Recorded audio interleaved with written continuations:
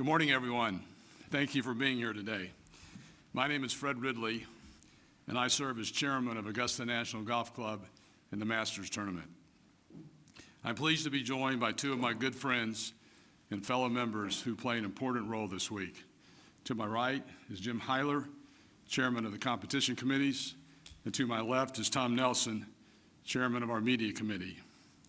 On behalf of our membership, we welcome all of you, along with our patrons and viewers, to the 86th Masters Tournament. As the world of golf gathers again in Augusta, I believe we come together as a stronger game. The golf world faced unprecedented challenges during the past 2 years and faced them with resilience. The cooperation of many organizations across the globe has ensured that golf remains safe, accessible, and viable.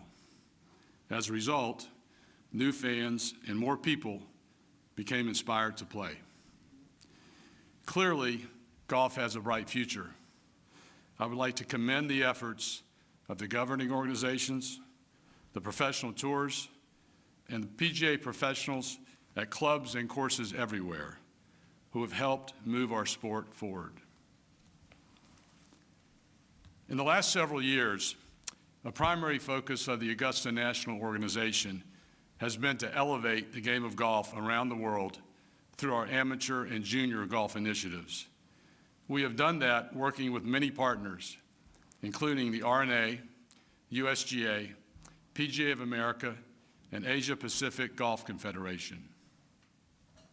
Last April marked a significant milestone in these efforts as Hideki Matsuyama, a two-time winner of the Asia Pacific Amateur, became Japan's first Masters champion. It was an historic moment for a nation that has long waited to celebrate their first major men's champion. Building on Hideki's impact, in November of last year, we conducted the 11th Asia Pacific Amateur in Dubai. World number one, Keita Nakajima, became the third player from Japan to win the title, following in the footsteps of Hideki and 2018 champion Takumi Kanaya. Keita has the special opportunity this week of competing alongside both of those champions. In January, we held the 7th Latin America Amateur at Casa de Campo in the Dominican Republic. Aaron Jarvis became the first player from the Cayman Islands to win the LAAC. We know that he has many friends and fans back at home cheering for him as he competes at the Masters for the Low Amateur Silver Cup. This past week, some of golf's brightest young stars showed just how much we have to look forward to in the game's future. The third Augusta National Women's Amateur once again delivered compelling performances in competition, with 16-year-old Anna Davis displaying confidence, poise, and skill well beyond her years to become our third champion. This weekend also marked an important achievement for our first women's amateur champion, Jennifer Kupcho. On Sunday, 3 years after making history here, Jennifer won her first major championship on the LPGA Tour. We couldn't be prouder of how these incredible players in the Augusta National Women's Amateur are impacting the women's game and inspiring golfers everywhere. 8 players in last week's field were former drive, chip, and putt national finalists. And on Sunday, 80 more boys and girls took part in what has become a special Sunday tradition leading up to the Masters. Their joy and their stories remind us why we love golf and why our efforts to advance its development are so important. In addition to promoting opportunities within the game, we have remained focused on another of our core values: commitment to community. In 2020, Augusta National announced a contribution of $10 million to the Hub for Community Innovation, serving the Harrisburg and Laney Walker neighborhoods located just down Washington Road. We were pleased to support this initiative together with our partners, AT&T, IBM, and Bank of America. After the groundbreaking just 1 year ago, Construction is now complete, with an official opening scheduled later this spring. The screens to your right and left show the site's transformation, but that's only the beginning. This magnificent facility provides central access to education, healthcare, and nutrition services, addresses immediate needs, and lays the groundwork for long-term impact. Led by the Community Foundation for the Central Savannah River Area, the Boys and Girls Club of Greater Augusta, and the Medical College of Georgia Foundation, many leaders, including Augusta University and others, have come together to make this wonderful vision a reality. Today, I'm excited to announce our support for another undertaking that will directly impact residents in this area. Augusta National will make an initial donation of $1 million to Augusta Technical College. This gift will initiate the development of a new automotive service training center located in the Laney Walker neighborhood. The center will offer affordable access to career training, certification, and job placement to help meet the growing need for automotive technicians and professionals in the area. Our contribution, in concert with the leadership of Augusta Tech President Dr. Jermaine Worrell, allows the center to begin operations in 2022. I'm pleased Dr. Worrell could be with us today. His commitment, together with so many others across Augusta, will have a positive impact on these neighborhoods. A special thanks goes to our community and Masters Tournament partners who are helping equip residents with resources that are vital to a thriving community. We are proud to support these efforts, and we look forward to doing more in the future. For those of you who have been with us before, I'm sure you've heard the phrase continuous improvement more than once. To that point, I want to share a few projects we completed over the summer. During the 2021 Masters, our domestic broadcasters, CBS and ESPN, moved into what we have named the Content Center. As of this week, our international broadcast partners and the Masters Digital Content Team are distributing innovative coverage around the world, working out of this state-of-the-art complex. On the golf course, I'm sure many of you have noticed a few changes that have been reported on holes 11 and 15. As we often have said, we look at every hole every year and evaluate course improvements to uphold the integrity of the design philosophies of Bobby Jones and Dr. Alistair McKenzie. We believe these enhancements will improve the strategy of these holes, as well as the excitement of the competition and the viewing experience of our patrons. Before I leave the topic of the golf course, I want to take a moment to address related discussions surrounding distance. A few weeks ago, the RNA and USGA shared their latest update as part of the ongoing research on this subject. We recognize this is an intricate topic that won't result in solutions overnight, and we support the level of consideration displayed by the governing bodies throughout this process. We look forward to further discussions during the comment period this summer, as well as future recommendations and ultimately implementation. This week, the Masters field features 91 players from 20 countries, including 6 amateurs who are among 19 first-time participants. With more patrons in attendance, we will be able to resume traditions that were missed during the past 2 tournaments. Today, the par 3 contest returns to the schedule.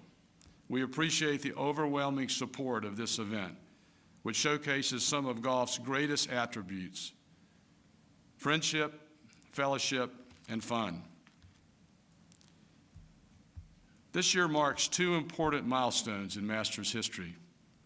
85 years ago, Byron Nelson claimed his first Masters victory, gaining 6 strokes at Amen Corner. This remarkable feat is commemorated by the Nelson Bridge at the 13th tee. And 25 years ago, Tiger Woods delivered one of the most dominant performances in Masters history to win his first of 5 green jackets, breaking 20 tournament records and tying 6 more. Tiger drew new audiences into the game and inspired generations of players as he continues to do today. Tiger's appearance this week is a tribute to his amazing determination and his commitment to excellence as a competitor and as a person. We wish him well this week and in the future, and join the world of golf and millions of fans in congratulating him on his induction last month into the World Golf Hall of Fame. On the subject of those with celebrated Masters histories, I would like to pay tribute to two true gentlemen no longer with us, but whose legacies always will be honored here. In January, we lost 1968 Masters champion Bob Goldie. Bob had a passion for golf and a love for the Masters that were evident each time he put on his green jacket. His presence was missed last night at the Champions Dinner, but we always will remember him, not only his triumph here, but also his sportsmanship, his humility, and most importantly, his friendship. In November, we also lost one of golf's greatest pioneers, Lee Elder. A year ago, we honored the important trail Lee blazed as the first black man to compete in the Masters. It was a moment we will treasure forever. Lee exemplified talent, determination, and selfless commitment to paving the way for others.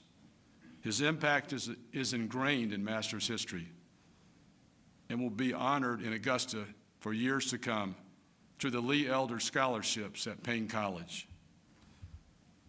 Since announcing that Augusta National would fund the creation of a women's golf team, as well as a men's and women's golf scholarship in Lee's name, we have worked closely with Payne College to bring these initiatives to fruition.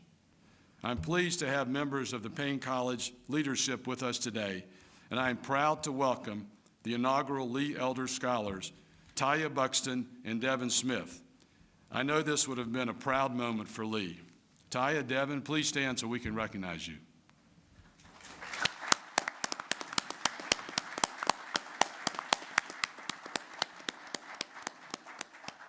Congratulations. Finally, tomorrow morning, we will begin the 86 Masters by welcoming two-time Masters champion Tom Watson to the honorary starters tradition. Tom will join his fellow champions and good friends, Jack Nicklaus and Gary Player, on the first tee. This will be a fitting celebration of Tom's role in Masters history and as one of the game's greats over the past half-century. We look forward to sharing this special occasion with all of you, as well as our patrons and Tom's fans worldwide. I'd like to thank you again for being with us. We appreciate the way you tell the story of the Masters to the world.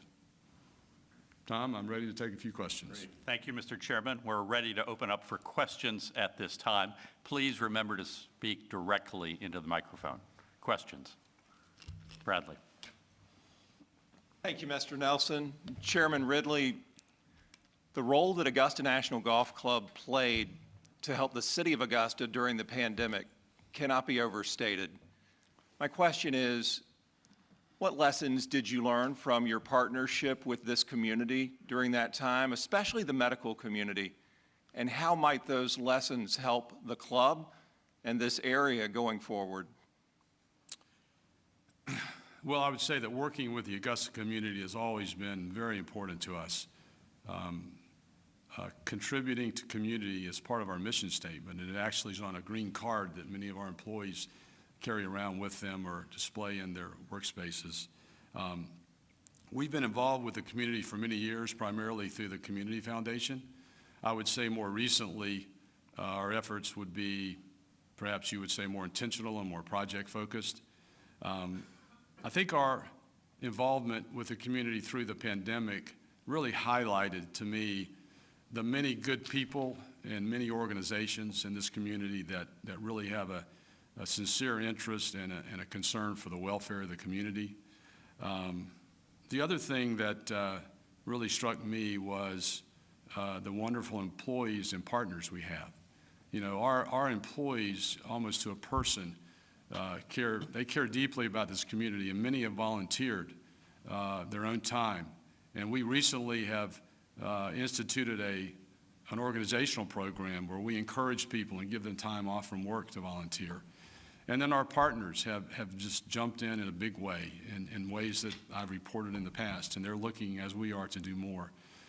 So I think really the entire experience, while it was certainly difficult, but working with AU Health, the vaccination centers that we work together with them, the mobile vaccination units that our partner Mercedes-Benz helped with, it was really a joint effort. And I'm proud of the way that we work together, and I'm very proud of Augusta. Thank you. Jeff? Mr. Chairman, you detailed just a little bit there on the golf course changes. The players have shared a lot of other things that they have seen. Can you tell us what you're most interested in seeing play out this week in terms of those changes and maybe what you're looking for and how it impacts the tournament? Well, as I've said before, and as I commented in my remarks, we're always looking every year how we can improve the golf course. You know, I'm very committed to the objectives and design philosophies of our co-founder Bobby Jones and Dr. McKenzie. You know, Jones said many times that he wanted to create an inland links course, which is almost perhaps an oxymoron, but I think what he meant by that was that he wanted to have firm and fast conditions throughout the golf course. So the ground became a factor in the play of the golf course and the shots and the options that the players had. The other thing that he emphasized was the importance of the approach shots to the hole, to the green, and the fact that there were many options to that, but that certain options were going to create better approaches. And so we wanted to try to incorporate those concepts into the golf course as we think about making changes. This year, one of the things that you may have noticed is that several of the fairways, the fairway quarters have been widened. Perhaps there's a little less second cut. You know, my thinking on that is that a shot that's offline may run a bit further and may run into an area where a player might not want to be. Speaking specifically about the changes this year, we did regrass 3 greens, which is our normal procedure. We redid number 3, number 13, and number 17. You know, not any major changes there. I think we hopefully tried to gain another hole location or 2 on each one of those greens. But the real major project this year was at 11 and 15. And those two holes really, they had to go together, because in lengthening the 15th tee, the only way we could do that was to change the grade on 11. Otherwise, we'd have had to build a retaining wall to move the tee back on 15, and we really didn't want to do that.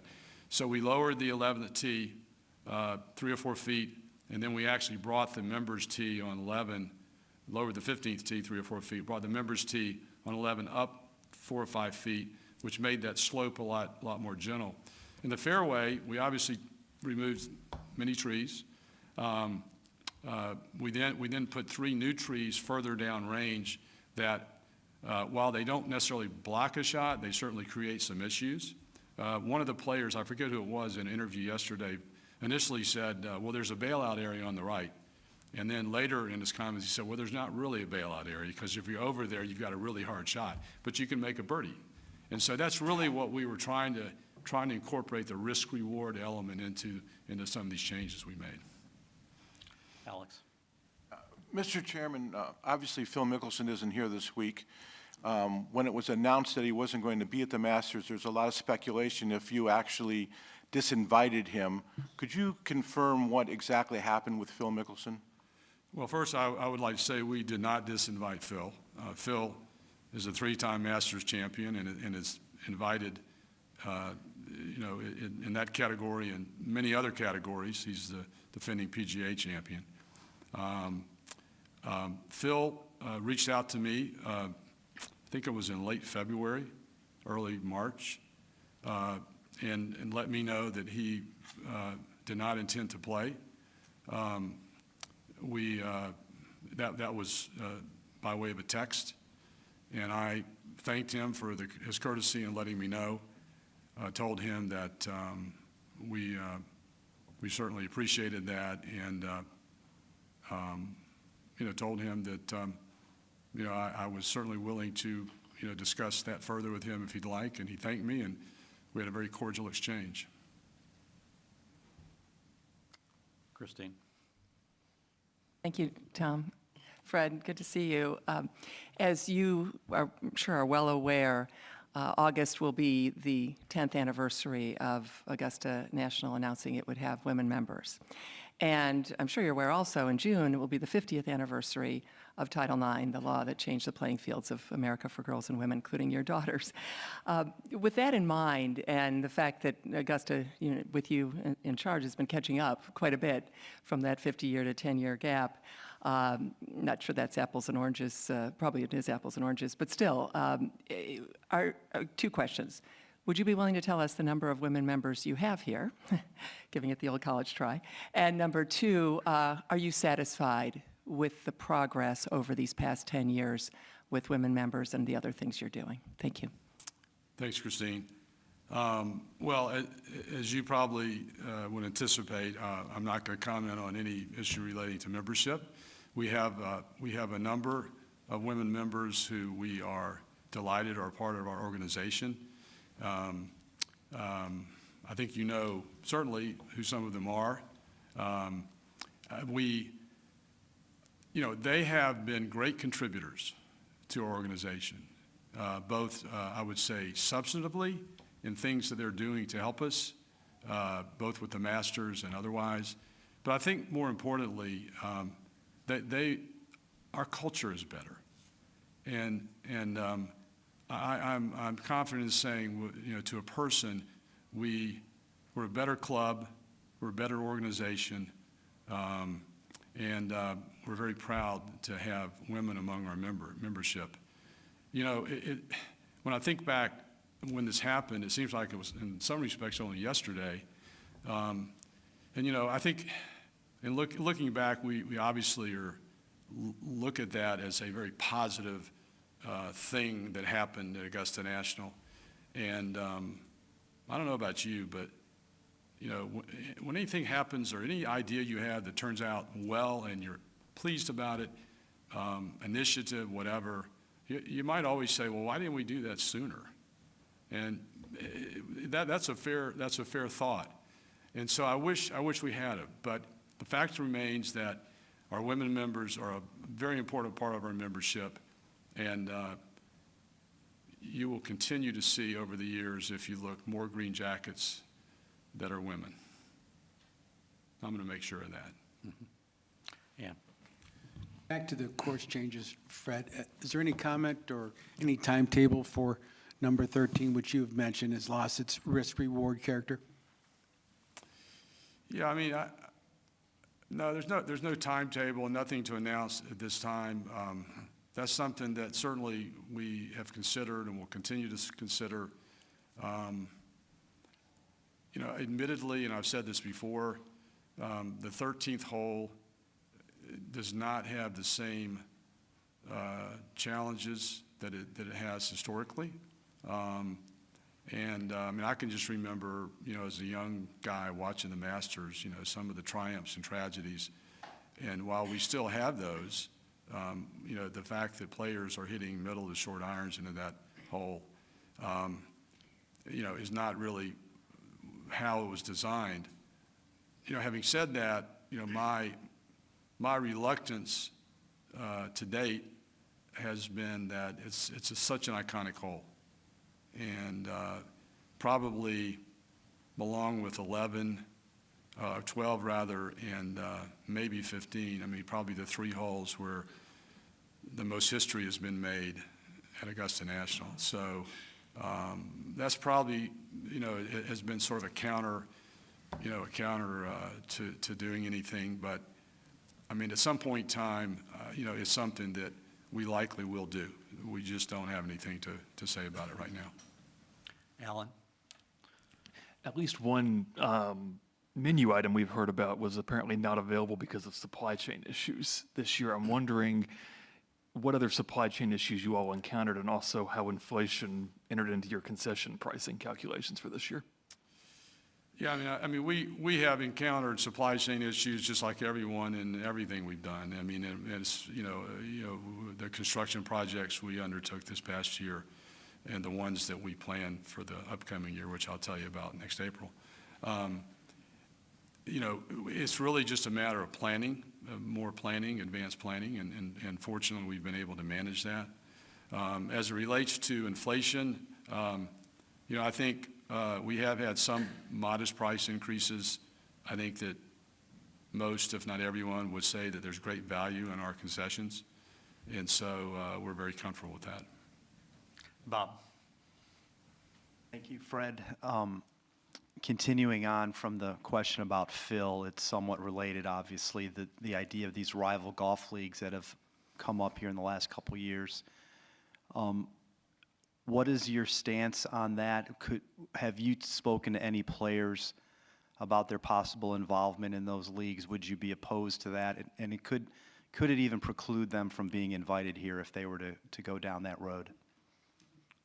Well, I guess I would start, Bob, by saying that our mission is always to act in the best interest of the game in whatever form that may take.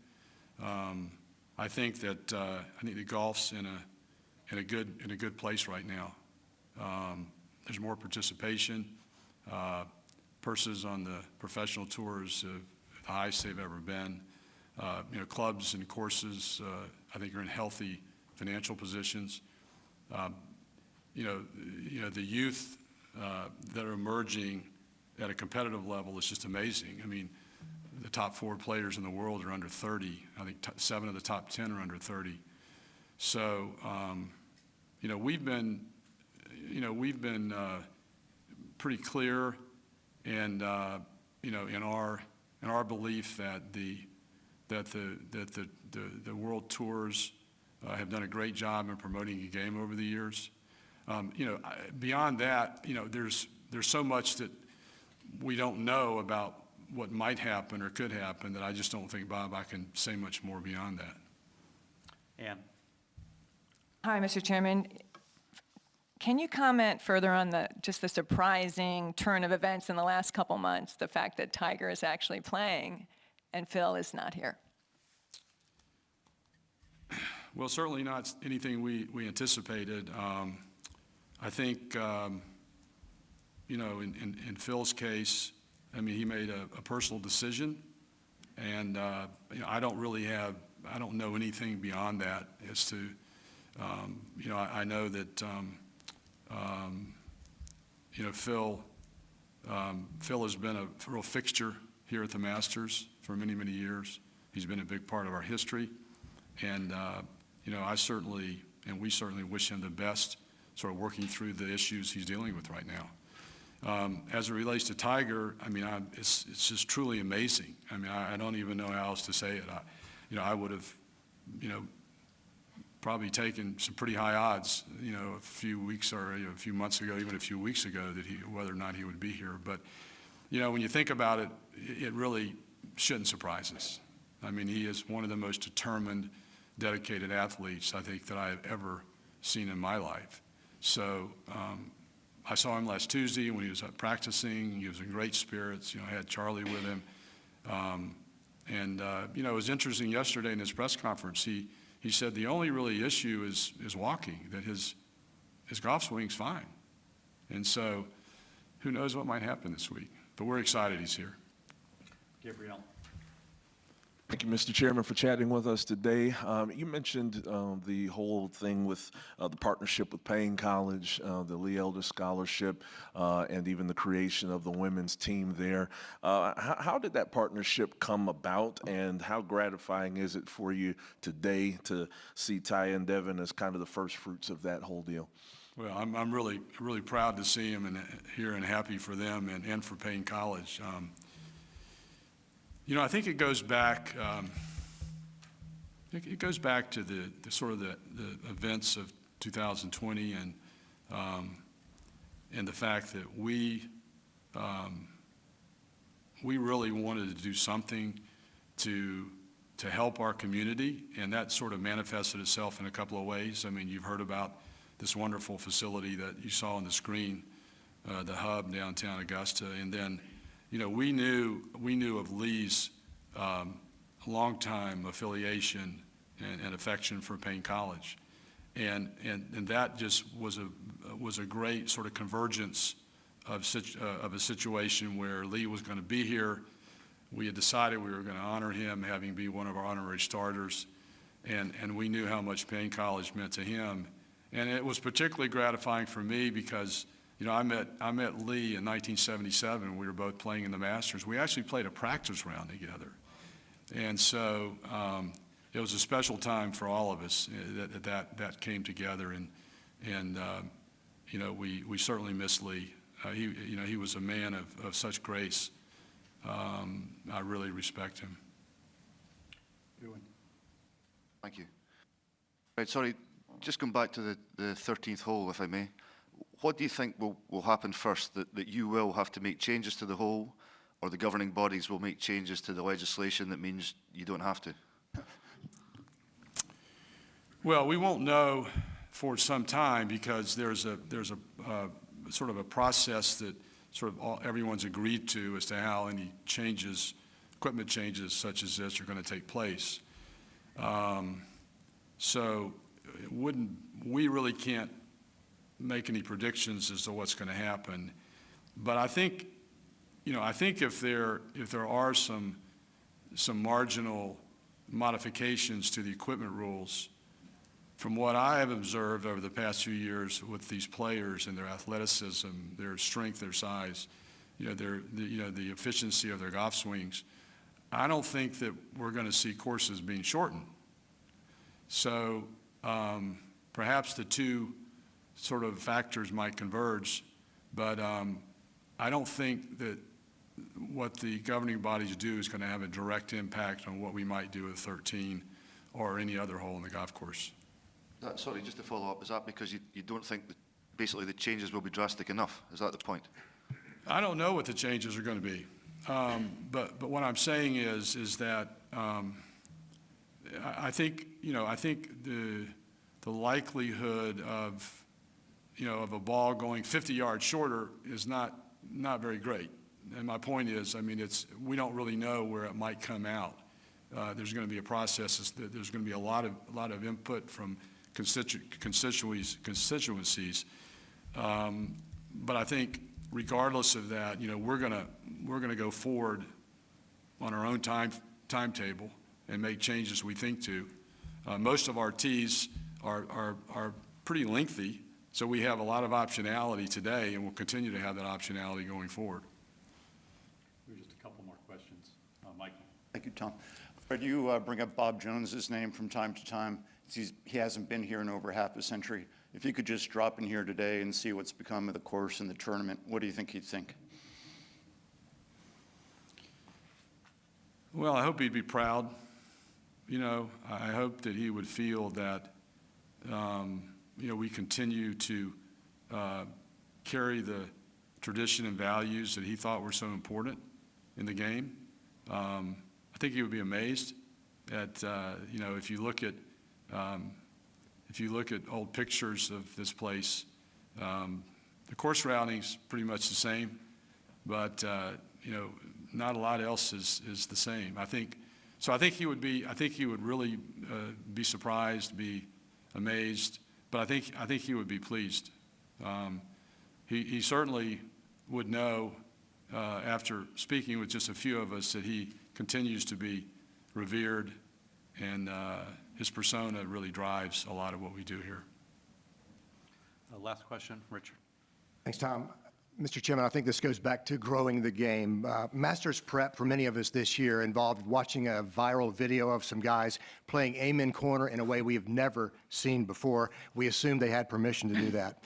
Will you just walk us through the request, your initial reaction, and what you think of the video? Okay. You're referring to the Dude Perfect guys, right? Yes, sir. Well, my first reaction was, who are these guys? You know, I never heard of them. But no, Richard, it really, it was something that I got comfortable with very quickly. Number one, these are very upstanding young men who it was obvious to me in some discussions, some third-party discussions with people who had been dealing with them, and then some things they said actually on video. They had the utmost respect and reverence for Augusta National. And so, it was really part of our continuing effort to be relevant, to different age groups. And, I understand that, going in, we knew that this group had 57 million followers on YouTube. And that sort of got my attention. And, the results of the video have been great. I think, the last time I saw, and I'm sure it's gone more than that, there had been 5 million views rather, and it was trending as the #1 YouTube video at the time. So I think it accomplished what we wanted to. I know I've heard from a number of my law partners who have, teenage children who said, "This is great. My kids want to go out and play golf." So that's sort of the idea. We'll look at more things like that, but always through a lens of our culture and respect for the game and respect for the institution in this place. Well, that concludes our press conference. Thank you all for your time, and enjoy the Masters tournament.